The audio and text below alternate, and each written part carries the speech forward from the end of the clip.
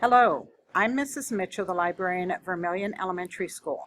I'm reading The Christmas Tree Ship by Jeanette Winter this morning. This book has special significance to us here in Vermilion because each year we reenact the bringing of trees in by boat to our city dock on Thanksgiving weekend. The students also do a special art project that is displayed in town during the Christmas season. So here we go with the story, The Christmas Tree Ship by Jeanette Winter. The Christmas Tree Ship is based on a true story in the winter of 1887. 18-year-old Herman Schuneman first loaded his fishing schooner, the Rouse Simmons, with spruce trees from Michigan and sailed down Lake Michigan to Chicago, bringing the trees in time for Christmas. He brought trees to the city every year. During the winter storm in 1912, the Rouse Simmons was lost at sea.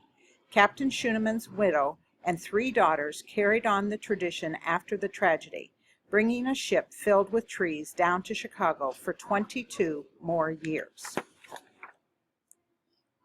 Chop, chop, chop went the axes, cutting down spruce trees in the wintry northern woods.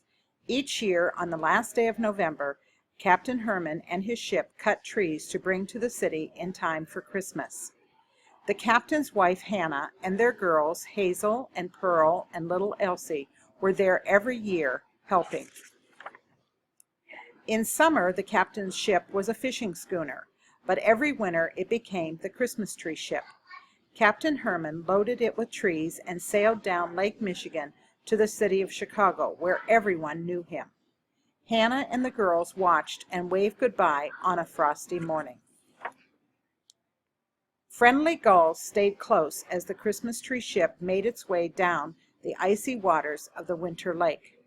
Night fell, snowflakes fell, like stars falling all around.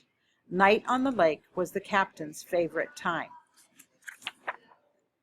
The quiet of the lake gave way to the hustle and bustle of the city as the ship made its way up the Chicago River to the Clark Street Bridge. Old friends and new customers greeted the captain and asked about Hannah and their daughters. Captain Herman had many friends. Fathers and sons carried trees home through snow-covered streets. Warm lights in bright rooms beckoned everyone home. Spruce trees from far, far away stood gaily decorated in cozy houses all through the city. Back home in the quiet north, Hannah and Hazel and Pearl and Elsie watched the lake for the captain's return, as they did every year. The next year it snowed and snowed as the captain cut trees for the city. He hugged his family goodbye before he sailed off into the stormy waters, loaded down with trees. Heavy snow became a blizzard that raged on the land and the lake. Soon the Christmas Tree Ship was almost invisible as the snow and wind howled around her. The captain and his crew struggled against the storm. Trees flew into the dark water. The little lifeboat came loose and disappeared into the whiteness. Tearing a page from the ship's log, Captain Herman wrote a message to his family. He sealed it in a bottle and threw it overboard. When the storm cleared, mothers and fathers and sons and daughters waited on the Clark Street Bridge for the Christmas Tree Ship. The newspapers reported that the captain was missing. From sunrise to sunset, ships of all kinds searched and searched in the icy waters. Then 2 fishermen found spruce trees caught up in their nets. But the Christmas Tree Ship never arrived in the city.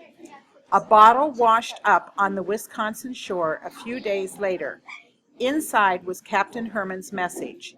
It said, "My dear Hannah and dear daughters, the storm is bad. We are struggling. I send my love to you, Herman."